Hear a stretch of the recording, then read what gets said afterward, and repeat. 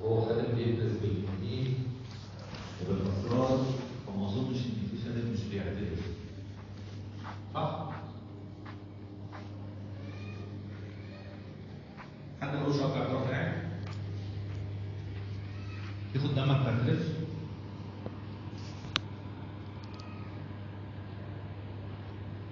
في خدام ما بتعترفش؟ مفيش. فعشان كده بقى، عشان كده يعني يعرفوا يعني الاعتراف.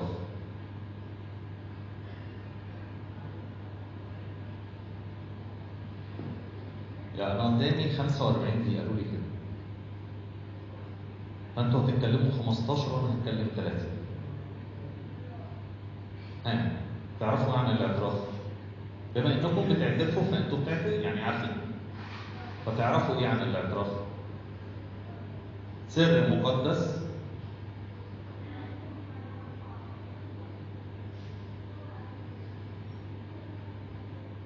تمام؟ يتوب قبل ما يعترف.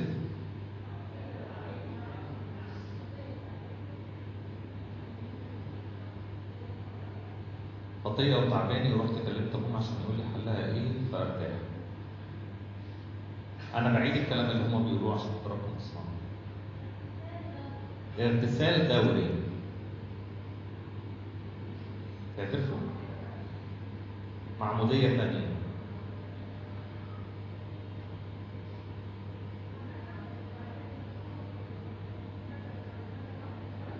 ندم عن الخطية وبعد كده توبة وبعد كده اعتراف.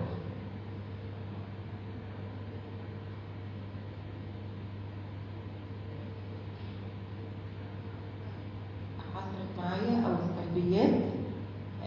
انا بعمل سلبيات. هل السلبيات ديت ربنا راضي عنها والايجابيات، ووازن ما بين السلبيات والايجابيات واشوف انا اخطأت في ايه عشان ارجع لربنا الاول واثبت وابكي زي الاباء القديسين، وبعدين اروح للاب اعترافي واحكي له، هو يديني الحل ويديني الارشاد. مين موافق على الصوت قالته؟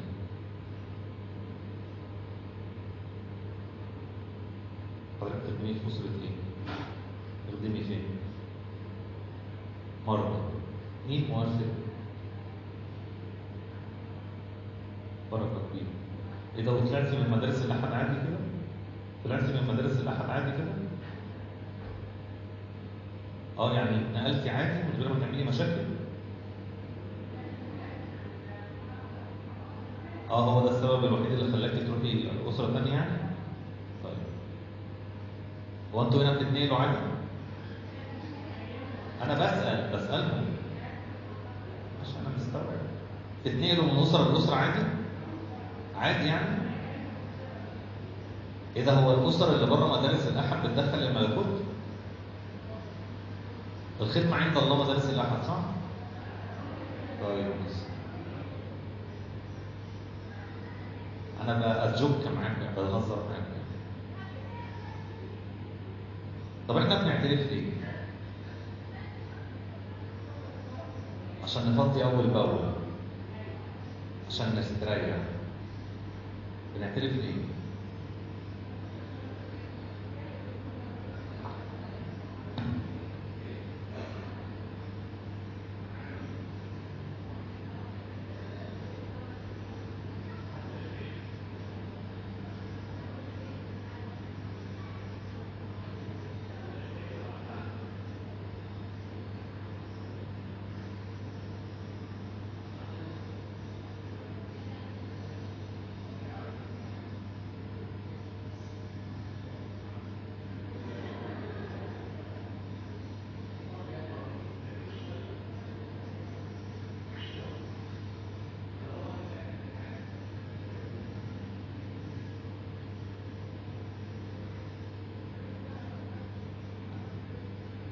الأول يعني كده أنا بشكر حضراتكم على تفاعلكم.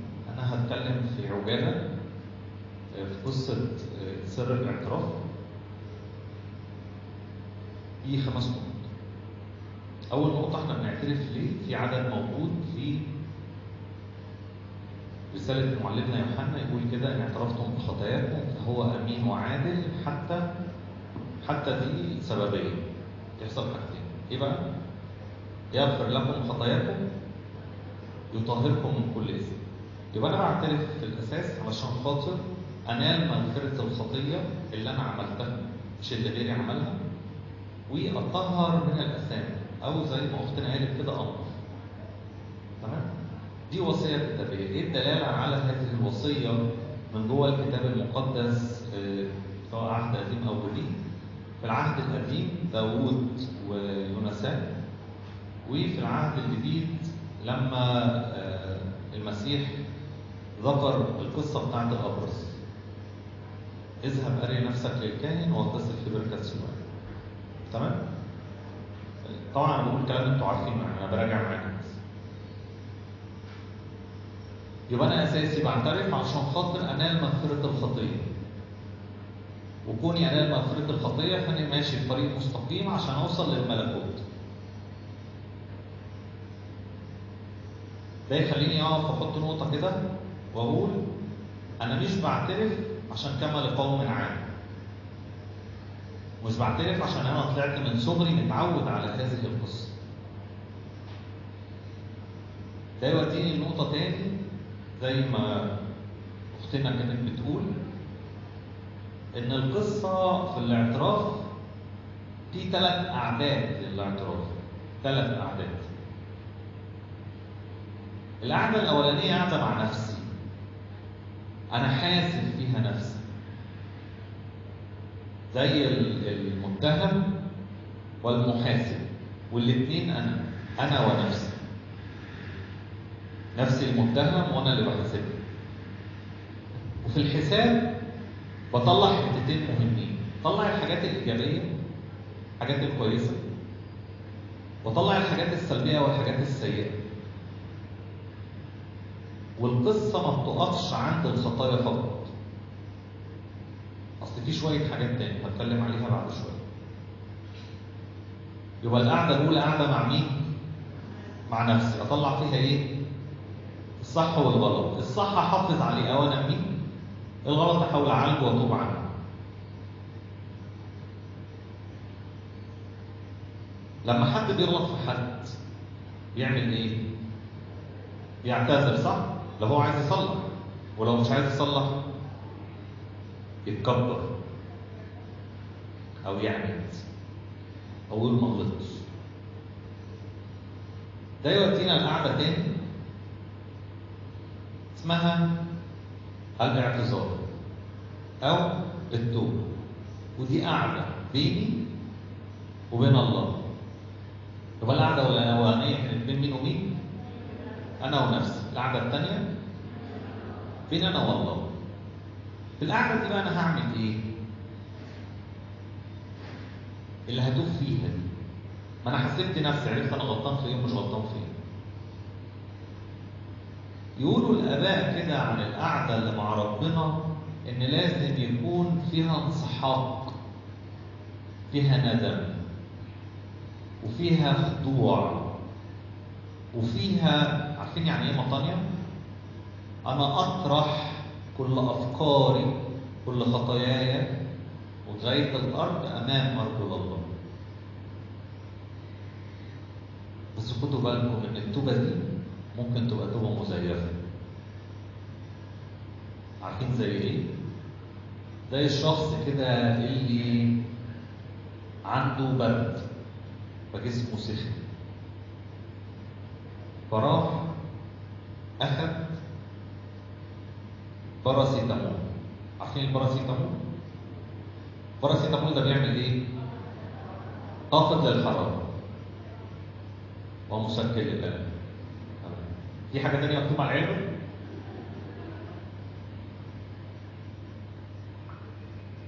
البرد ده فيروس اسمه الانفلونزا، اللي هي العادية اللي بتجيلنا كلنا، يعني مش لازم يبقى انفلونزا طيور ولا خنازير ولا كورونا يعني. فالباراسيتامول نزل الحرارة وسكن الألم. القرص ده مفعوله 6 ساعات. اول ما مفعول القرص يروح ايه اللي يحصل؟ الحراره ترفع تاني. يبقى انا كده بعالج ايه؟ العرض وسايب ايه؟ المرض. الفيروس انا ما عالجتوش، لا خدت انتيبيوتيك ولا خدت حاجه فيها سلفه عشان تعالج زوري ولا خدت حاجه. هي القصه كلها ان انا باخد مسكن. فخدوا بالكم لتكون القعده الثانيه اللي بيني وبين ربنا عباره عن ان انا بدي مسكن لنفسي. خلاص يا رب انا مش هعمل دي تاني. ماشي يا ريس، روح اعترف بقى. يبقى القعده الاولى ايه؟ اطلع فيها ايه؟ سلبيات وايجابيات. القعده الثانيه فين؟ واخد بالي ان ما تبقاش ايه؟ مزيفه. القعده الثالثه برضه مع ربنا. برافو عليك، وجود ابونا الكاهن. اشمعنى بقى الكاهن؟ هتقعدوا تتفلسفوا وتقولوا لنا نعترف على ايه كاهن؟ ما زينا زيه. واخد كهنوت يعني واخد ايه يعني؟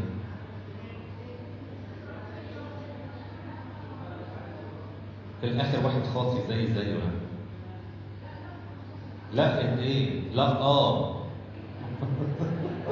تقوليش لا. ده عنده خطيه وعندك جهاله.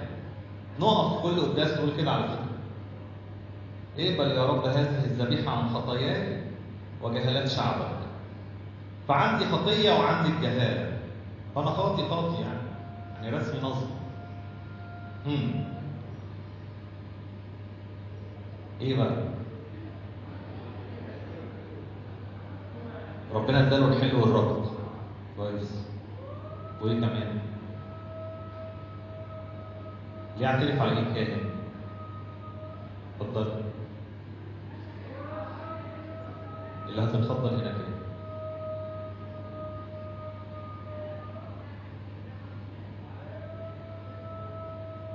لما بوضح نفسي قدام ابونا بتظبط.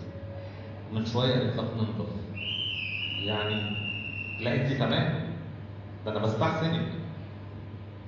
اتفضل. الكاهن وسيط بين الانسان والله. طب بلاش نقول وسيط، نقول شفيع.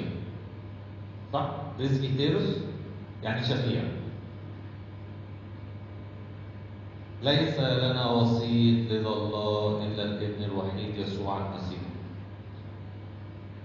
تحسني بروستانتي شويتين.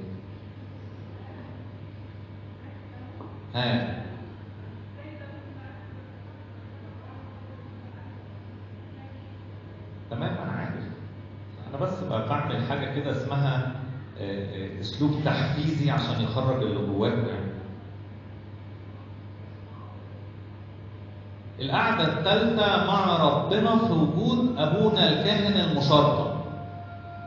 يعني ايه مشرطن؟ يعني اللي واخد كهنوت رسمي وما عندوش وقف ولا عنده شلح. مشرطن. تمام؟ هعمل فيها ايه بقى القعده دي؟ ما انا قعدت مع نفسي وطلعت ايجابيات وسلبيات، وقعدت مع ربنا وقدمت توب على الخطايا. اعمل ايه بقى؟ خدوا بالكم بقى، في القعده دي اقر بخطايا، بس اجلوها شويه. هو ازاي ابونا الكاهن ده انا هختاره؟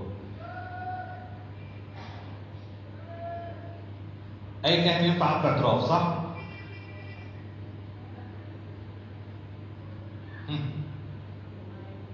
اي واحد لابس اسود ومربي دقن وارثوذكسي ومشرطن وبيصلي قداس ينفع اب اعتراف. حد عنده مشاكل في دي؟ تمام. اختاره ازاي؟ وانا ماشي لقيت كاهن اعتراف. هنال مغفره؟ هنال مغفره على فكره. ايوه انا قصد الخبطكم عشان اقول كلمتين في الاخر. هقوله. لازم اكون مستريح له. هم دول بيعملوا ايه؟ بيبيعوا ليله؟ تمام. اتفضل.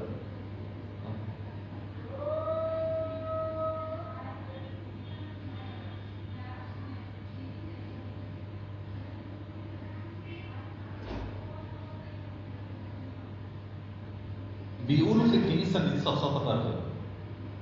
بيقولوا إن دي سفسطة.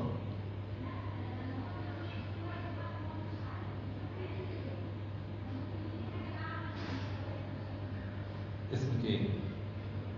دميانة بتقول كلام تخريف. إيه رأيكم؟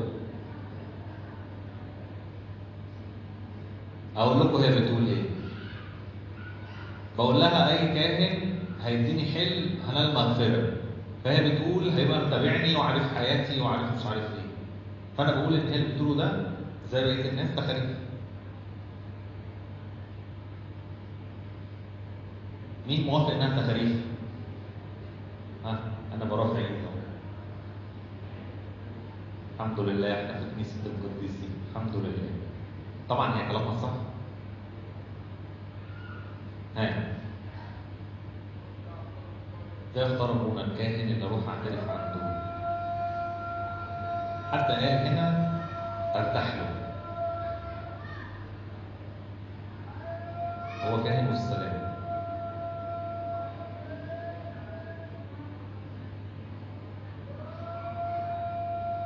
اختنا هنا بتقول كلام حساس جدا ومهم. بتقول طول ما انا بتقدم يبقى هو كويس، او يبقى هو متابعني كويس. ايه رايكم؟ ما هو انتوا خدام، فانا لازم اطلع حاجه مختلفه علشان ابقى عملت حاجه. ها اتفضل. ايوه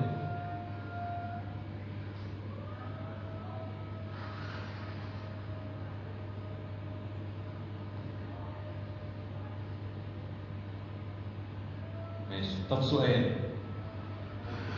من هو المسؤول عن تقدمي؟ هل انا ام اب اعترافي؟ مين موافق على الاثنين؟ مين موافق ان انا ارفع في الاثنين؟ طيب انا مع الناس اللي بتقول على الاثنين، بس نسبتي انا يعني لو نسبة اب اعترافي 10% فانا 50 قصدي 90%. برضه انا لسه ما وصلتش. يعني ازاي اختار اب اعترافي؟ انا عارف ان كلكم بتعترفوا. ازاي اخترتوا اباء اعترافكم؟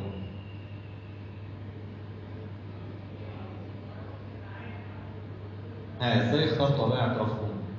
جيتوا صليتوا معاه قداس فرحتوا اعترفتوا؟ جالنا افتقاد فيلا تعالي اعترفي فرحت اعترفت؟ هو ابونا ده المسؤول عن الخدمه اللي انا بخدم فيها فيلا زيطه اهو فاتح المكتب ده فاضي ما عندوش زحمه فيلا نعترف؟ او شكروا فيه يلا فوق البيع.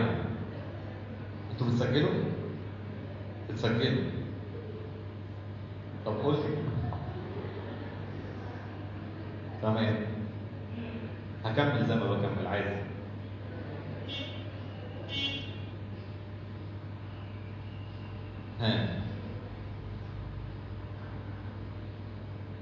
درجة من الحكمة. طب انا هعرفها ازاي؟ او وعظه. طب ما يمكن بيعمل الوعظ ده كلام وهو تصرفاته حاجة تانية خالص. بيبان. اتفضل. بيديني ارشاد مناسب ليا. ايوه انا اخترته ازاي في الاول؟ جربت بناء على التجربة. كويس.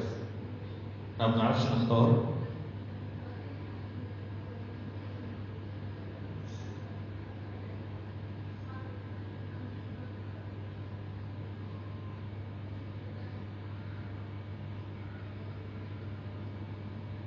بصوا المعترفين بيتقسموا 3 فئات. المعترفين يتقسموا 3 فئات. فئة تعتبر ابونا موظف، تروح ترمي الكلمتين تاخد الحل وتمشي. فئة تانية تعتبر أبونا المفرغ النفسي، فيروحوا يقعدوا يطلعوا كل الطاقة السلبية اللي عندهم، ونستغرب يا ترى هم بيعملوا ايه جوه ساعة؟ هم بيقولوا ده لو الخطايا كلها اتقالت مش هتاخد 10 دقايق، هم بيقولوا ايه؟ حكايات. ونفضل قاعدين بره مستنيين.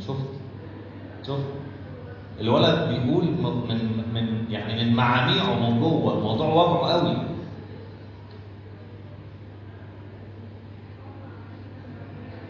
ويقفل على ابنه في الاعتراف او بنته في الاعتراف فتزعل منه، فيبقى هو مش لطيف. الفئة الثالثة تعتبر أب اعترافها هو بابا.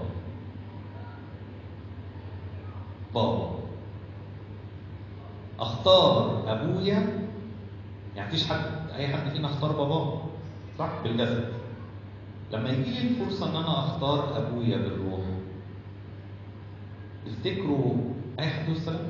كلهم ينفعوا. مين ينفع يبقى بابا بتاعي انا؟ بغض النظر عن سننا بغض النظر عن سنهم.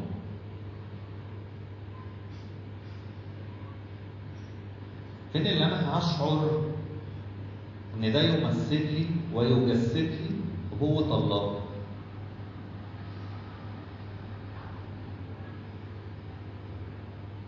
الاعتراف مش ممارسة جامدة، الاعتراف ممارسة حية فيها يجسد الأب الكاهن بقوة المسيح لنا. طب لو أنا مش حاسس كده، دور على حد. أبونا اللي بعترف عنده هيزعل، مش هيزعل أبدا، أو همه متشمع على دماغه. مش بهزر، بقول كلام حقيقي. ده لو أي كاهن كده روحي تقولي له أنا هروح عند أب تاني، فرق الله يخليك مع السلامة. وده ما يمنعش إن أنت بنته في الكنيسة أو ابنه في الكنيسة، ما يمنعش خالص. بس بابا اللي أنا هروح أفتح قدامه كل حاجة، لا أروح أكشف قدامه فكري اللي محدش شايفه. جايز لو بشتم الناس عارفة، جايز لو بكذب الناس فأساني، جايز لو بسرق الناس تشوفني، جايز لو بزني الناس تسمع عني. لكن لو أفكاري مش تمام مين هيعرف؟ ولا حد غير الله فاحص القلوب والقلب. أنا بقى هكشف ده قدام مين؟ لازم أكون واثق فيه، ولازم أكون شايفه قدوة كبيرة. خدوا بالكم من النقطة، ما ينفعش أمشي وراه باعتمادية أو بعميان، لأن الله اداني عقل كي أحكمه. كنتوا بتتكلموا على سليمان وقلت في النص إن هو كان حكيم. جايز أسمع إرشاد، لكن أنا ربنا اداني دماغ أفكر بيها. طب أنا مش مقتنع باللي بيقوله ربنا، طب أنا أشوف ممكن يقنعني، ممكن يوضح لي نقطة. لكن للأسف بيحصل حاجة من اتنين. جابونا قال واعمل، ودي ممكن توقعني في شوية مشاكل مع الآخرين. يا ابونا قال وانا مش مقتنع فاقلب الصفحه عليه واروح واخد خطوتين لورا وما اسمعش كلام بقى خلاص. انتوا معايا؟ مركزين؟ احنا عايزين يبقى عندنا تمييز فينا مش في ابائنا. عايزين نبقى بنفحص نفوسنا كويس، عايزين نبقى عارفين نفسنا كويس، عايزين يبقى كميتنا مع ابائنا كيمياء متوافقه، مين عنده هنا متجوز وعنده عيال في مرحلة المراهقة أو بيخدم مرحلة مراهقة؟ 1 2 3 4. عارفين لما نبص لعيالنا كده ما بقاش عاجبنا تصرفاتهم؟ بقول له يا ابني أو يا بنتي مش عارف إيه، ولا ده قديم قوي. هل إحنا لما نخرج من أوضة الاعتراف بنبص لأبونا ونقول له أنت قديم قوي؟ هو محدش بيسمع، محدش بيفهم، ده جوايا. أنا شايفه مش مناسب ليا؟ هل أنا شايفه في كوكب آخر؟ ولا هو واقعي معايا؟ ليه عمال أقول الكلام ده؟ لأني لو ما اقتنعتش بيه مش هسمع كلامه فمش هتقدم. اتفضلي يا دنيا.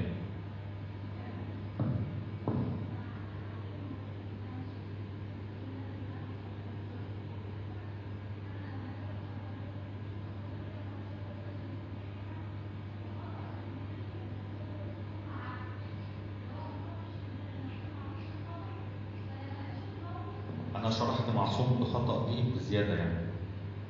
قلت احنا أول الخطايا.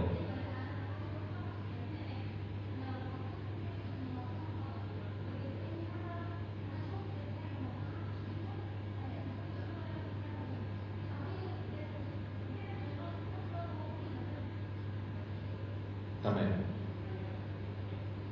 عارفين اللي يختار أب اعترافه على إنه أب فعلا لما يشوفه بيغلط يداري على غلطه، مش يفضحه، لأننا مش فوق الغلط، ما احنا تحت الغلط بكل أشكاله وألوانه وأنواعه. اتفضل اتفضل.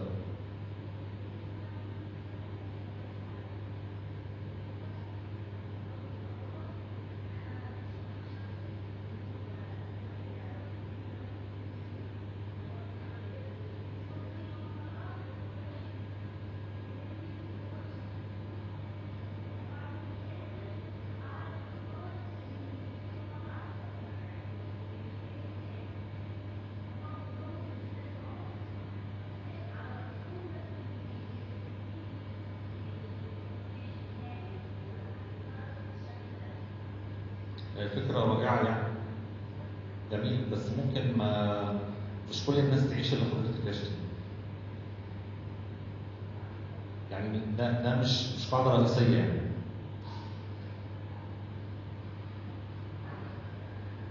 فمش أي بابا وخلاص، قصدي مش أي كاهن وخلاص. طيب آخد بالي من 5 حاجات في الاعتراف. إني ما أكذبش جوه الاعتراف عشان أتجمل، أو أخبي حاجة عشان أتجمل،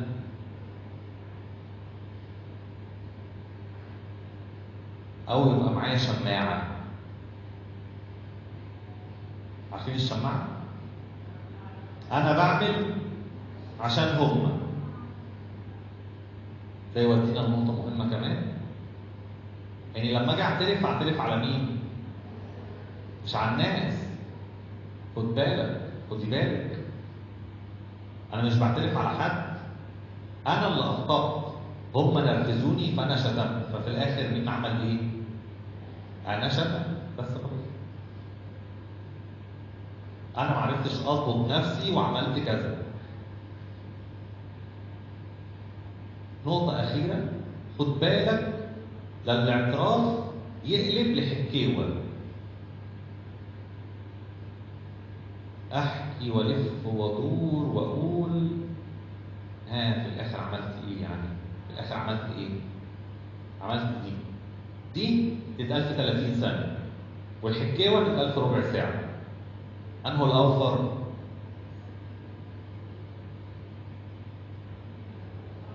كمان مش كل الخطايا محتاجة تفاصيل، إلا إذا أب اعترافي حب يسأل على تفصيلة من التفاصيل لأجل نموي، مش لأجل ليك يا ابونا. تطفل.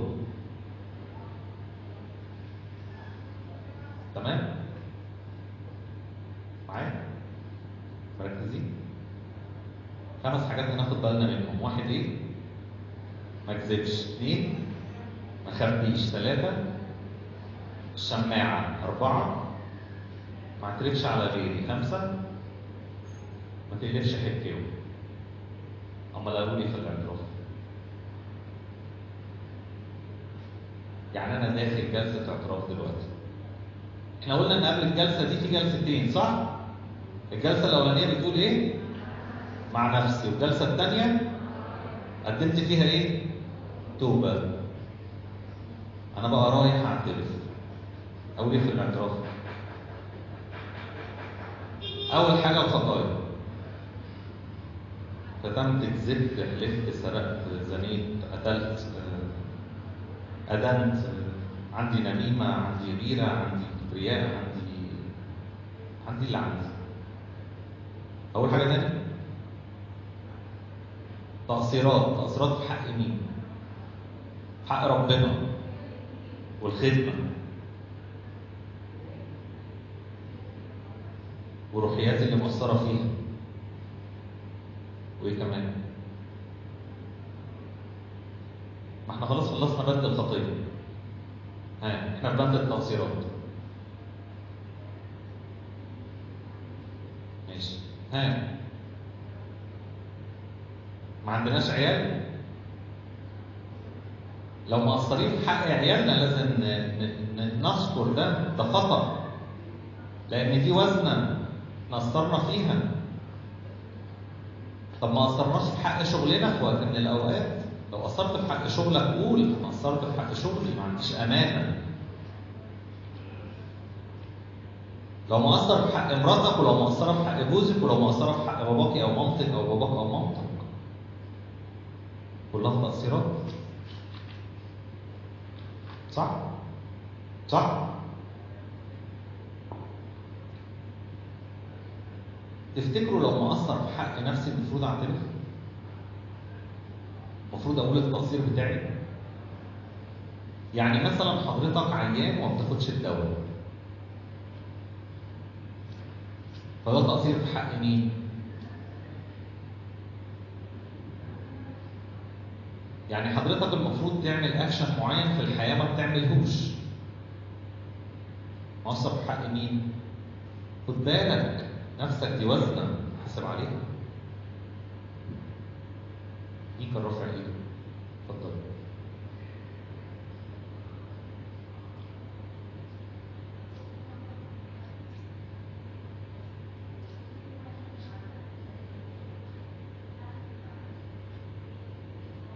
مين اللي ادى القرار ده؟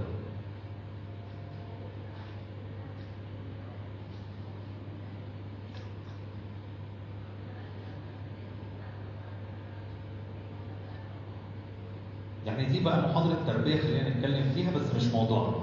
مفيش حاجة اسمها ما اعتذرش فما يتناولش، يعني مش بتاع حضرتك، أنا آسف. يعني مش أنا يا جماعة، خدوا بالكم بس، مش أنا اللي أحكم عليه إن هو ما يتناولش عشان غلط، مش أنا.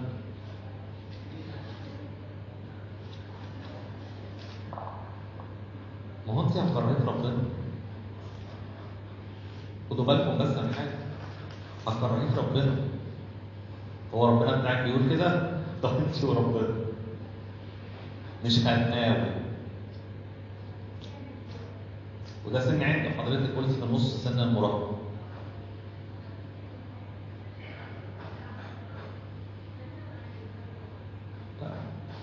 يعني نزوقه على قطع اعترافه، ونزوقه ان هو يبقى متسامح يعني بس مش هنمنعه من المناوله. نخلي قطع اعترافه يقول يتناول ولا لا.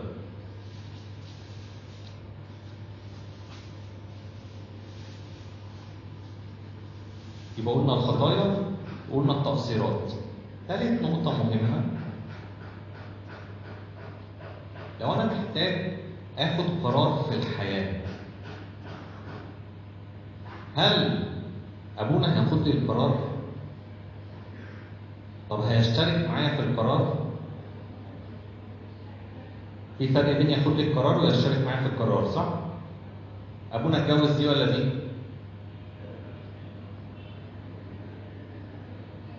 ابونا فين؟ مش بتاعتهم. عارفين ليه؟ لان الجواز اختيار شخصي. ابونا اخش حاسبات ومعلومات ولا اخش سياسه واقتصاد؟ انا اسف يعني انا مالي؟ يعني جايز اقول له حاسبات ومعلومات فيها مجالات 1 2 3 4 حسب خبرتي يعني. وسياسه واقتصاد فيها مجالات 1 2 3 4 شوف ميولك فين واتفضل. فانا بقدم ايه؟ بس مش انا اللي باخد القرار. ولما اقول كده وما اخدش القرار الولد او البنت او الراجل او الست يزعلوا. ليه؟ عشان انا ما اخدش القرار. هو مش بتاعي. زي هاجر ولا لا؟ ايه رايكم هاجر ولا لا؟ مين هيعيش معايا؟ يعني مين هينزل يشتغل في بنزينه وهينزل يشتغل بتاع ورد وهينزل يبوس الشارع؟ مش ابوه. انا اللي هعمل ده. انا متقبل ده ولا مش متقبله؟ انا موافق ان انا اتغرب عن اهلي ولا مش موافق؟ الكيفيه دي عندي ولا لا؟ في ناس مش يعني تمام ايه المشكله يعني؟ ما هو اهالينا في الشارع اللي ورانا بنشوفهم كل شهر مره. والفيديو كول ما خلاش حد بعيد. دي سياسه. حد تاني يقول لك لا نحب العزوه ونقعد ونخدم بعض ونشوف بعض ونخرج مع بعض مش عارف ايه مع بعض. مين الغلط فيهم؟ ولا حد. الاثنين صح. دي دماغه ودي دماغه. دي ناس ليها كرايتيريا في الحياه ودي ناس ليها كرايتيريا في الحياه برضه. نرجع تاني للاعتراف. يبقى في جلسه الاعتراف هنعمل ايه؟ 3 حاجات. اول الخطايا، اول التقصيرات بمعدد اشكالها. ولو انا عندي ارشاد او عندي مشكله محتاج راي ابونا فيه وبقول رايه مش بقول قراره. هستشيره فيه. راجع معاكم من الاول. اتفقنا احنا بنعترف ليه؟ علشان حاجتين. حتى يغفر لنا خطايانا ويطهرنا من كل اسم. يبقى انا ما اعترفش عن الحاجتين دول. رقم 2 عندنا 3 قعدات. اول قعده، ثاني قعده، ثالث قعده مع ربنا في وجود ابونا. كويس؟ واتكلمنا كويس جدا على قصه اختيار الكاهن او اختيار الاب اللي انا هروح اعترف عنه. رقم 4 اخد بالي من 5 حاجات. ما اعملش ما اكذبش، ما اخبيش. خدوا بالكم من كلمه ما اخبيش، عشان جايز جدا يكون جوايا خطيه وجعاني وانا مش قادر اروح اقول له باعتراف عشان صورتي ما تتهزش قدامه فما ياخدش فكره وحشه عني عشان مش عارف ايه. ده مش بيحصل على فكره. عارفين ليه؟ عشان ابونا اللي بتروحوا تعترفوا عنده هو مليان خطيه ويروح قدام ابونا تاني يقول كل الخطايا اللي عنده عادي يعني. فلو هو خد فكره وحشه عنكم اب اعترافه هياخد فكره وحشه عنه. فهي دايره وماشيه. فما ناخدش فكره وحشه عن حد. كنت بقول ايه؟ ثالث قعده قلنا مع ابونا مع ربنا في وجود ابونا. ما خبيش، صح. رقم 4 ما يبقاش عندي ايه؟ شماعه. لا ده رقم 3. رقم 4 ما اعترفش على غيري. جوزي بيعمل وعيالي بيعملوا ومراتي مهمله وانا طيب. رقم 5 الاعتراف ما يقلبش ايه؟ امال هعمل فيه ايه؟ 3 حاجات مهمين. اذكر الخطايا. 2 تأثيرات. 3 لو انا محتاج ارشاد حاجه معينه. نقطه اخيره، مين اللي بيديني الحلم؟ ابونا. حد له راي كمان؟ طيب بصوا بقى، انا هقول لكم اللي بيتقال في الحلم وانتوا شوفوا مين بيدي مين ايه. السيد الرب يسوع المسيح ابن الله الوحيد الذي قطع كل رباطات خطايانا من قبل آلامه المخلصة المحية، الذي نفخ في وجه تلاميذه القديسين ورسل الأطهار قائلا: من غفرتم لهم خطاياهم غفرت ومن أمسكتموها عليهم أمسكت. أنت الآن يا سيدنا من قبل رسلك الأطهار أنعمت على الذين يعملون في الكهنوت في كنيستك المقدسة أن يغفروا الخطايا على الأرض، يربطوا ويحلوا كل رباطات الظلم. نسأل نطلب من صلاحك يا محب البشر عن ابنك فلان المعترف وضعفي. نحن منحنين برؤوسنا أمام مجدك المقدس، ارزقنا رحمتك، اقطع عنا كل رباطات خطايانا. إن كنا أخطأنا عليك في شيء بعلم أو غير علم، بجزع القلب، بالفكر أو القول أو الفعل أو بتصور النفس، أنت أيها السيد العارف ضعف البشر إلخ. مين إدى مين إيه؟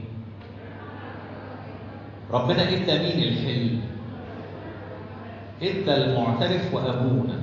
اشمعنى البني آدم ده القسيس اللي بيقف يصلي؟ عشان هو ايه؟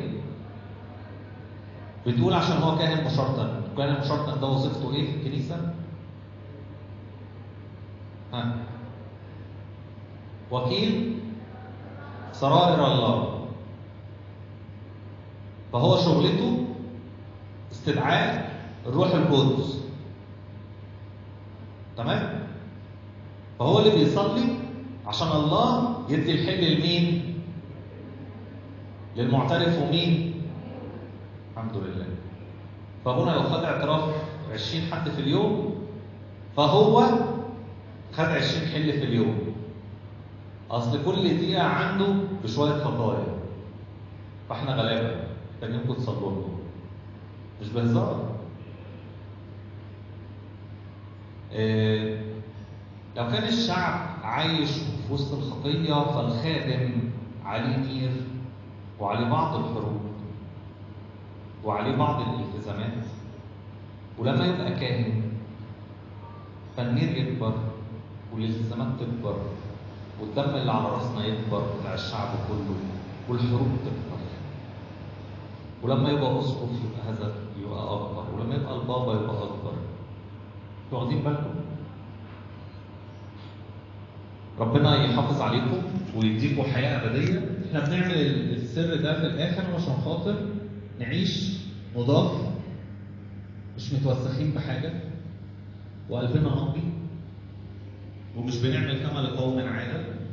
احنا بنعمل كده واحنا